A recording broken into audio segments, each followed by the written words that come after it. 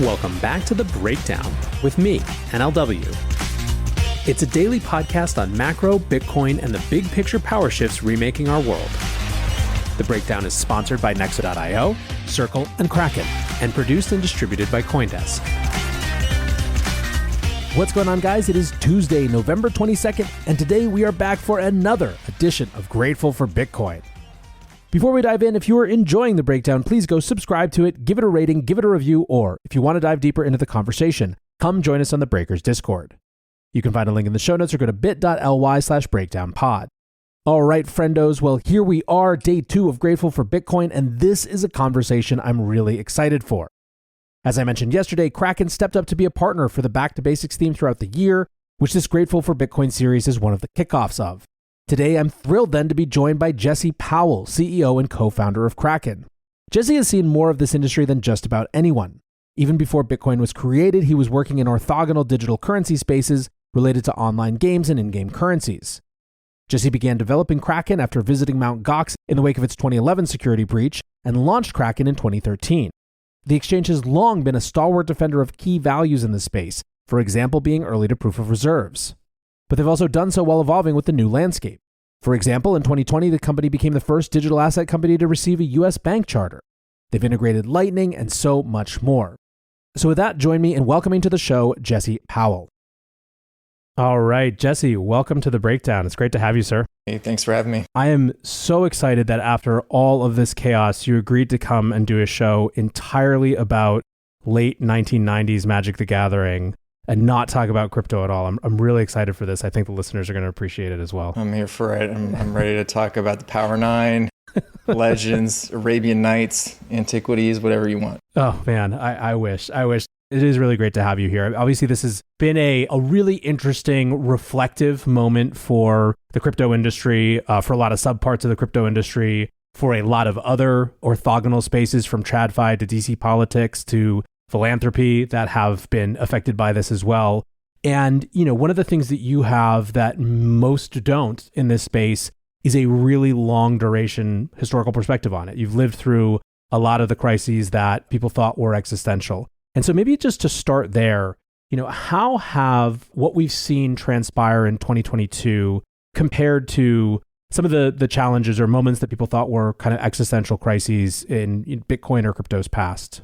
Yeah, well, this is the biggest blow up in crypto history for sure in terms of the dollar amount and I think the number of people affected. Mt. Gox, when it blew up in 2014, it's about $400 million, and I think there are only about 20,000 something creditors that actually filed claims there.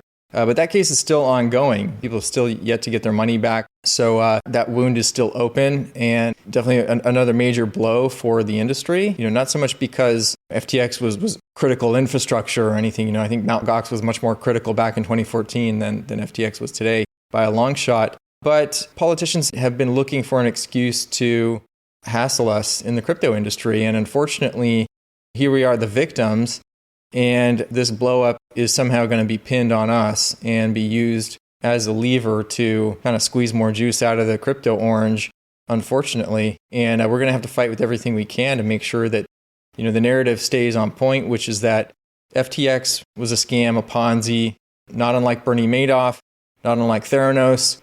Just like Bernie Madoff was not an indictment of the stock market or equities, and Theranos was not an indictment of the medical profession, FTX is not an indictment of crypto whatsoever. We just happen to be the victims in this case. He could have used anything, and I hope that we all stay on message with that and make sure that this doesn't get used as an excuse to shut us down. One optimistic thing about that is this is a case where this isn't sort of like effective post-PR spin where you need a bunch of consultants to tell you what to say. It's just the actual truth. The question is whether the actual truth will be able to rise above what is an extremely convenient sort of priors confirming sort of moment for a lot of people who already didn't like the space. For sure. Yeah, it's going to be spun that way. There have fortunately been a few mainstream media articles already kind of elucidating the fact that this was a Ponzi scheme and it wasn't really a crypto thing. I hope we'll see more of that. I hope that people don't lose sight of all the great things that crypto is here to do. I think when the market's up and down, people are focused on the speculation use case, but really the whole reason this movement got started was for all the great good that it could do for the world. This should be something that politicians really want to embrace as, part of their platform. And, for all of us to rally around is something that we can really do. It's really once in maybe far more than once in a lifetime shot to really do something great for the world. On the scale of what the internet has done for information, we can do that for money and free people from this like slave money that we have and separate money and state and bring about, a new era of human flourishing. That's a war worth fighting, and we shouldn't back down from it.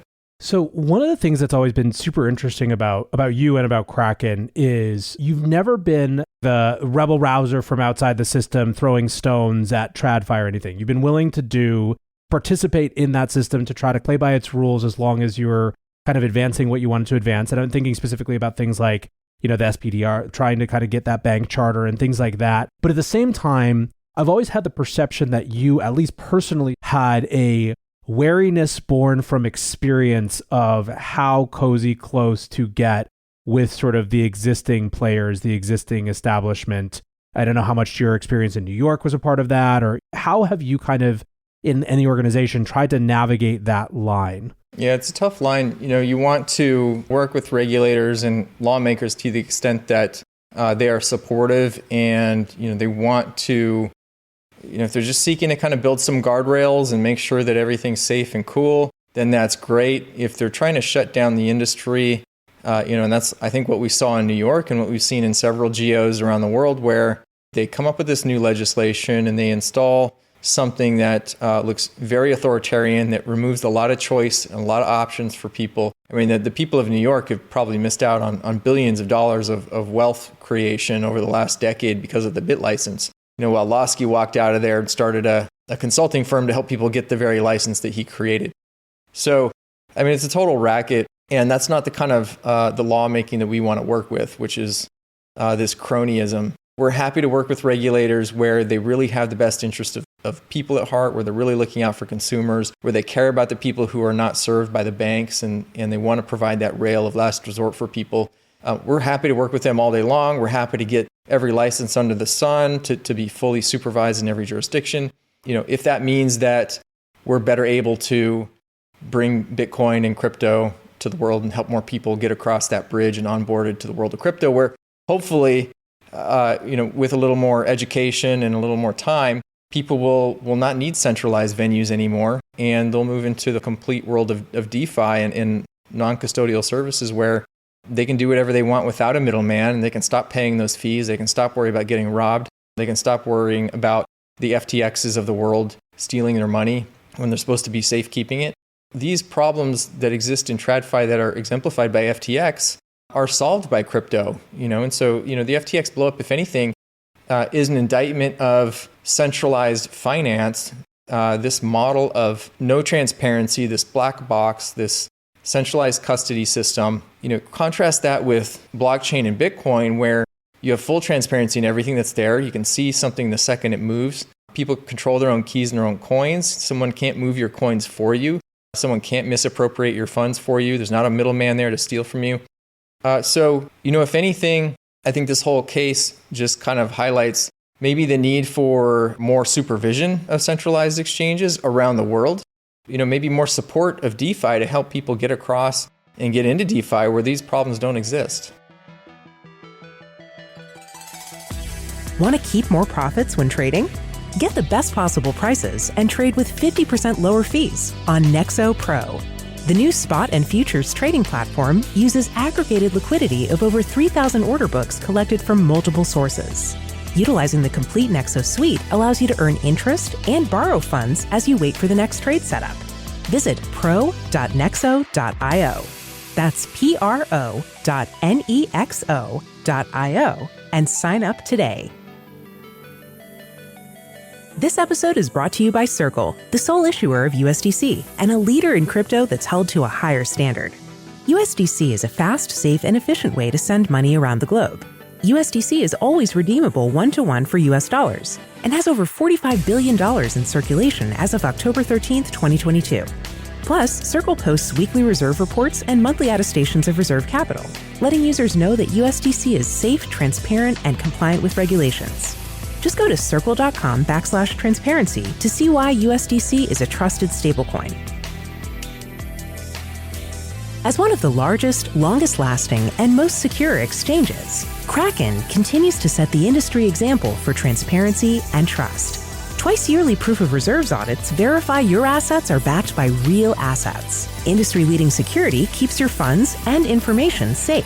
And award-winning client engagement teams are available for support 24/7. Buy crypto instantly with fast, flexible funding options on Kraken. Download the Kraken app on Google Play or the Apple App Store, or visit kraken.com to join. Well, this is one of the things that I think that the people are most worried about in terms of the Washington response. Clearly, the failure of a centralized institution, and even more specific to that, the failure of opaque leadership and accounting practices within a centralized institution. And yet it seems highly likely that the blast radius is going to include the exact types of things that actually provide a technological solution to a lot of the problems of that opacity and that sort of centralization. It seems more likely that we'll see a reconstruction of the TradFi system in terms of massive fragmentation of every different kind of part of the system being controlled by some other intermediary, in an endless chain, so that all of a sudden crypto transactions have to go through 6 different parties as well. 2 questions, and I'll start with one because they're very different. As a centralized exchange, it seems like you kind of understand there's a necessity to the role that those sort of centralized institutions play, both in terms of onboarding and getting people comfortable, and likely forever with a certain type of customer who doesn't want the responsibility of the obligation. But within that framework, especially kind of building off of what you said about DeFi, how do you view Kraken's role as being that bridge, as helping people get deeper into the opportunities they have that aren't just Kraken? So certainly from a standard kind of business practice perspective, you would think the opposite, what we saw with Sam and DeFi legislation, where you want to use tools to capture people once they're there. And it seems like you have kind of the opposite attitude. So what does that look like in practice for an exchange like Kraken? Yeah, well, I think just, philosophically, I came into the space with I think a very different mindset than Sam. He clearly saw crypto as a means to an end, that being to make a bunch of money in order to donate that to some other cause that he felt was worthy. I personally got into the space because I think crypto and Bitcoin are that end. They are that ultimate good that we can do for the world. And, everything else is sort of running Kraken. It's not a fun job, to be honest. It's a lot of work. There's a lot of BS. There's a lot of bureaucracy. There's a lot of dealing with people that, are unsavory characters. I do it because of my passion for bringing Bitcoin to the world. I feel like that's a tremendous good that we can do with Kraken. And I think that goes, for some of the other centralized players as well. Like you said, I think these venues are going to continue to exist for a long time to come because, first of all, we've got the vast majority of the world still doesn't own any crypto. We got to fix that. And those people are generally not coming in already having crypto that they earned from their job or something like that. They are coming in with fiat currencies. And so we got to help them either trade their fiat currencies for crypto. We got to help them earn Bitcoin, at their jobs. We got to help them transact in Bitcoin. So we got to make it easier to use, and we got to help improve the use cases, and we got to spread awareness and education. I think that's something that, a profit-motivated, centralized business, can do, really, right? We have a profit incentive to go out and educate people and onboard people to the ecosystem, and we get paid for that. So, I think our interests are well aligned with that of the Bitcoin movement. Yeah, I think some people think that DeFi is somehow competitive with the centralized exchanges. I mean, I think there's a problem of like long-termism in general, is that, we're thinking about battles that are like 100 years down the road, when all of us are gone. I'm thinking about, how do I just deliver Bitcoin in DeFi to the world? And if DeFi ends up eating Kraken's lunch 50 years from now, fine, great. I'll die a happy man because that was the mission in the end. And so I think that we can't be worried about that. I mean, that has to be the objective. The objective can't be, we just came to recreate PayPal and make as much money as possible. I do think people will continue to use centralized exchanges even, probably even 50 years from now, maybe, hopefully not. But, there might always be that person who just, for whatever reason, wants to trust somebody else with their stuff. I could be stuffing all my cash under my mattress, or in my attic or in my basement, but I choose to use a bank, even though I have that option because of convenience. And maybe that'll be the case for centralized crypto exchanges, 50 years from now. Maybe there'll still be some stuff that we can do that's useful. But we're also working on DeFi stuff. We want to expose people more to that. We've got a non-custodial wallet in development. We've got an NFT marketplace that'll be launching soon. So we're hoping to also expose people to more DeFi stuff through the centralized platform that we have, through an easy user interface. And when people are ready, they realize the power of it and what they can do with DeFi through the simple interface that Kraken offers. And when they're ready, they can just go do it themselves. That's the beauty of DeFi, is like you don't really need Kraken to participate in parachain auctions or to stake your coins or to trade. You can use a DEX.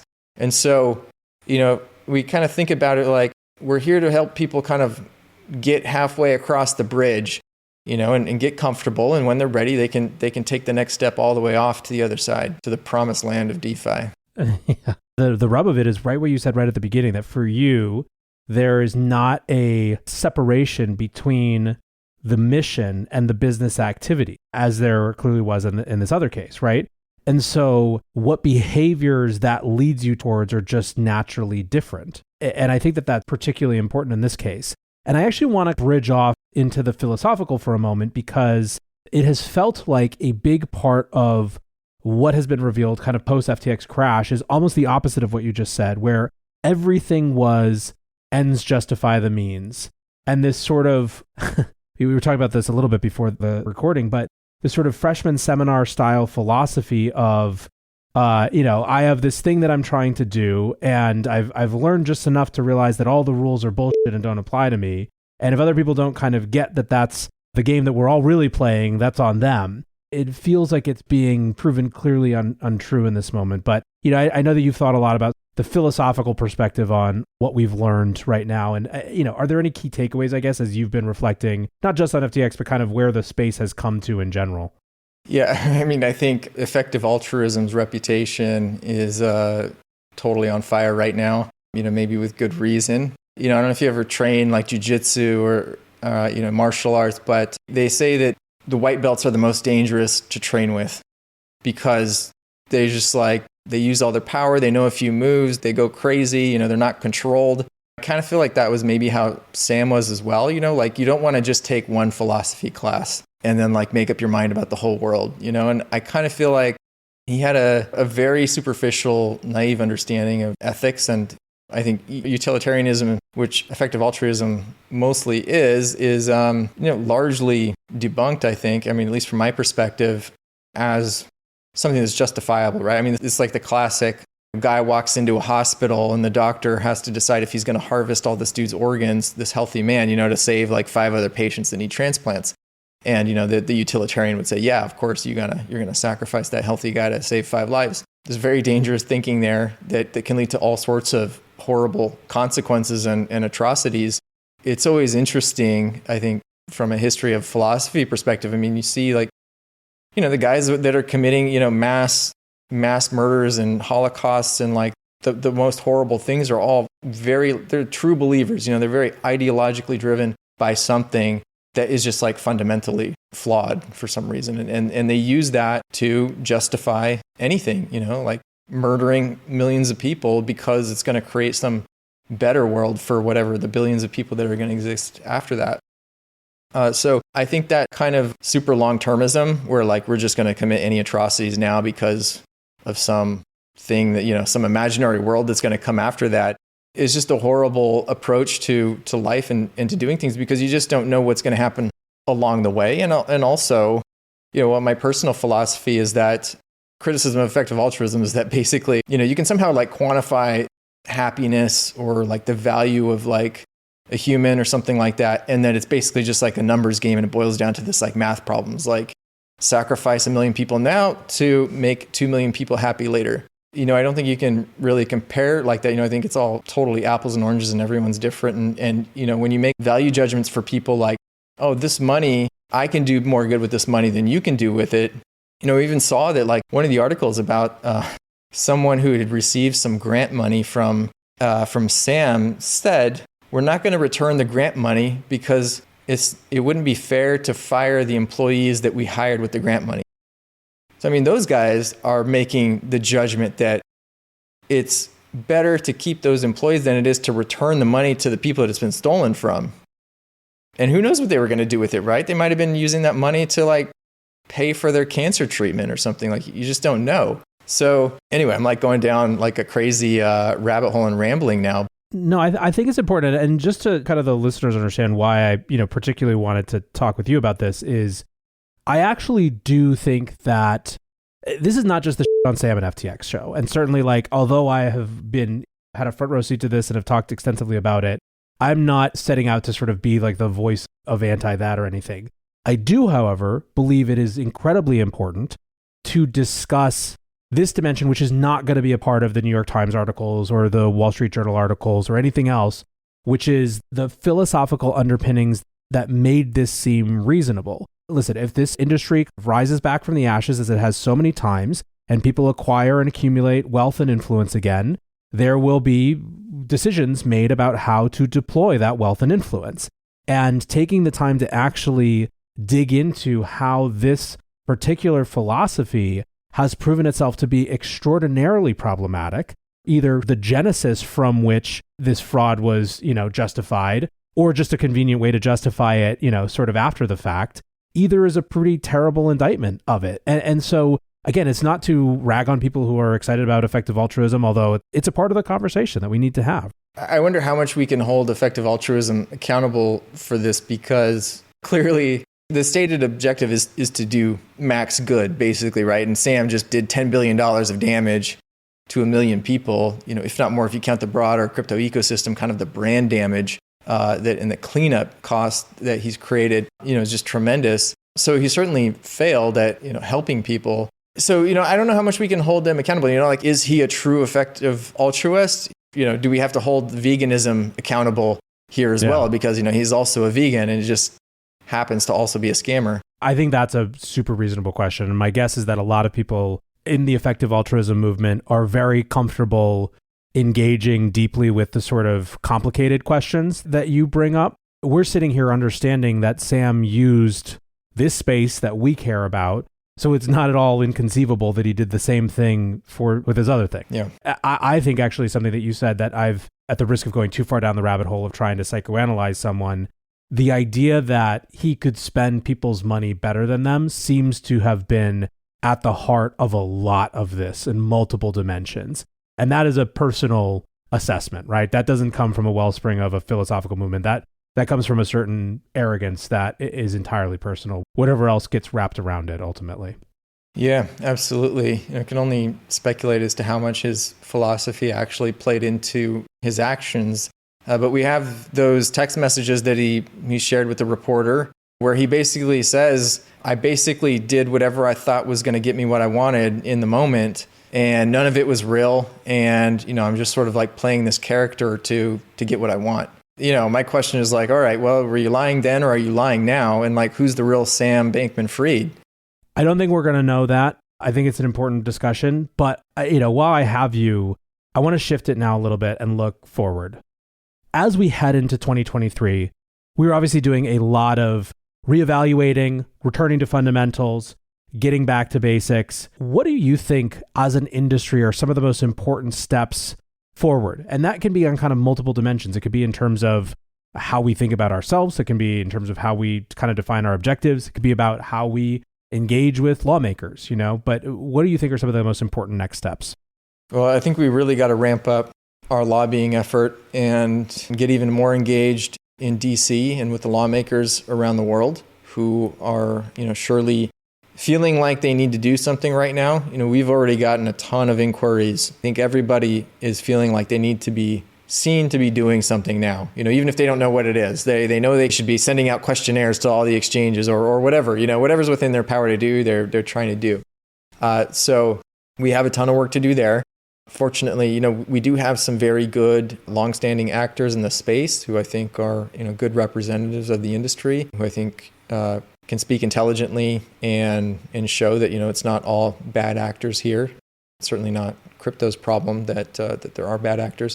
So that for sure, we got to get on top of, and I think we have to be fully aligned and on the same team as the broader crypto industry. There's been some infighting in DC between various coins trying to throw each other under the bus, to try to gain favor, or they feel like it's a zero-sum game where if Bitcoin dies, then proof of stake wins, and therefore their coin's going to win and stuff like that. And I think at least in the short term, we can't be fighting those types of fights, which I think are just a sideshow. And, when they come in to wreck us, we're just going to get slaughtered for fighting amongst each other. So I think we got to solve that.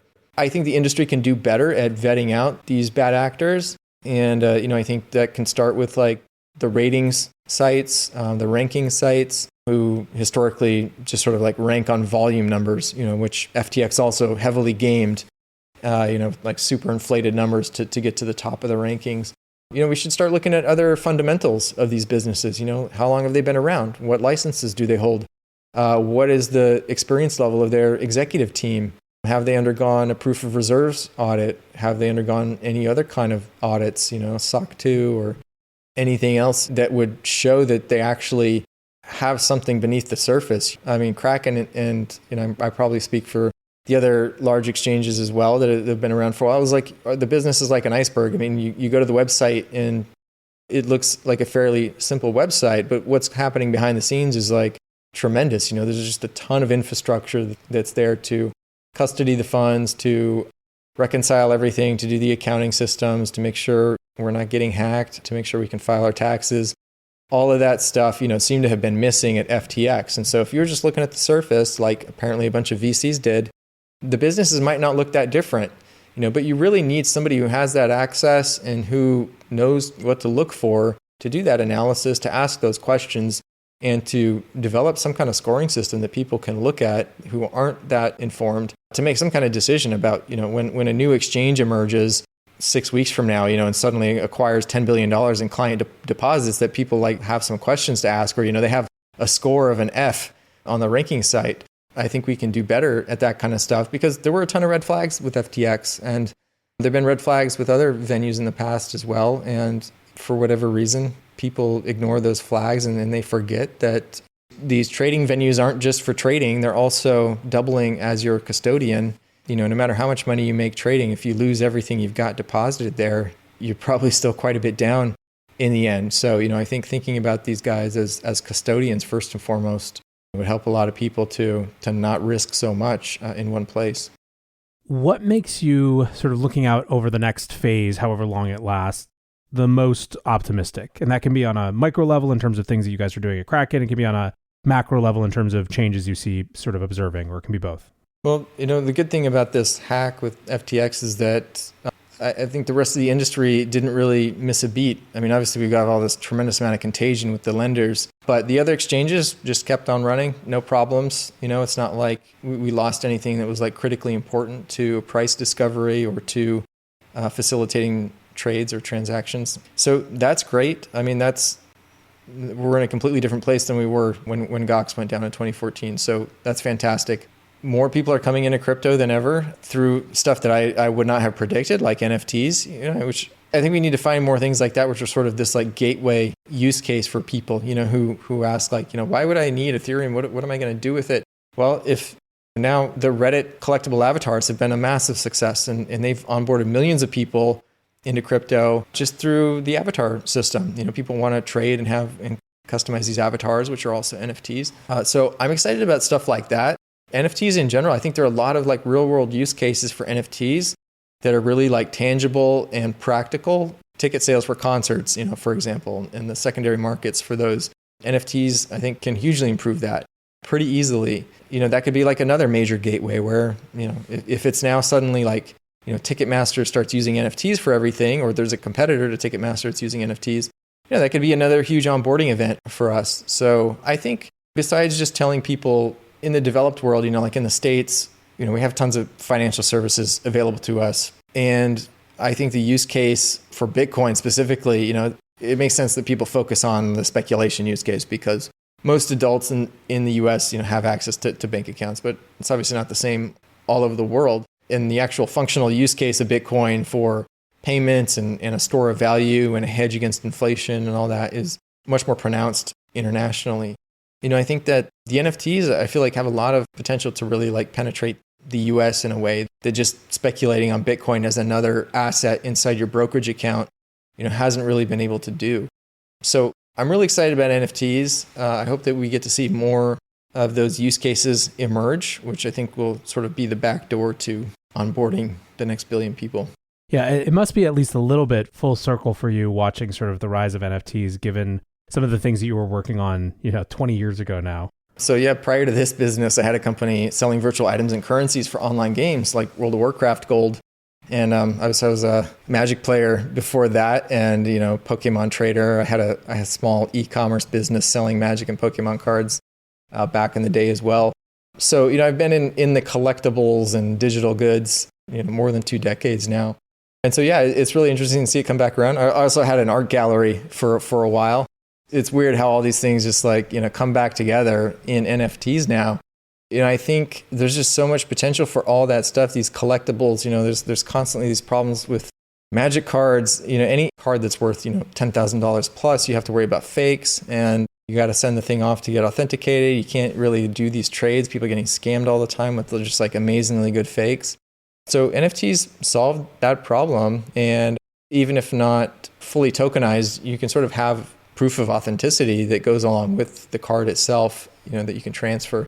I think there's just so many great use cases. And back in the day, part of what got me into Bitcoin was that, I knew that people were trading items in World of Warcraft for real world money. That was part of the business. And kids who were too young to have a bank account had their World of Warcraft account, where they had their gold, their virtual gold, and they had their virtual items that were basically like their stores of wealth. And that was like, they had all of their net worth tied up in their World of Warcraft account, when they're like 12 years old.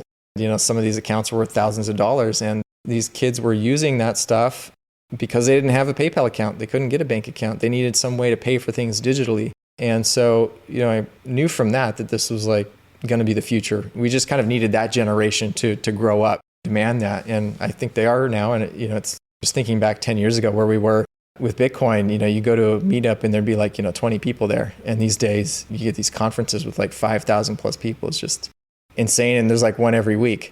So that's really heartening. It's really amazing how big the space has grown. And it's super cool to see all the amazing stuff that people are working on. At the beginning of the show, you called whatever we have to do next a fight worth having. And I think that's dead on. It's the right attitude for what's coming next. Jesse, it was awesome to have you on the show. Excited to do this again. Excited for you to continue to provide leadership in this space. And appreciate you hanging out. Thanks for having me. Appreciate it. All right, guys, back to NLW here. I brought this up at the end of the conversation, and I'm almost for sure going to name the podcast after it, but I love that line. This is a fight worth having. There has been so much over this year that has felt frustrating, interminable, exhausting, disheartening, enraging, depressing. But the core mission of giving people access to an alternative monetary system than the one they didn't even realize they had a choice about is a profoundly important mission. I'm glad to be on this journey still with all of you guys who care about that mission as well. And I do believe that when all of the dust settles, despite the pain and agony of this year, what we will have learned and how it will change us, our behaviors, our attitudes, our mindsets going forward will be to our and the rest of this space's benefit. For now, I want to say thanks again to Jesse for coming on the show. Thanks again to my sponsors, Nexo.io, Circle, and Kraken for supporting the show. And thanks, as always, to you guys for listening. Until tomorrow, be safe and take care of each other. Peace.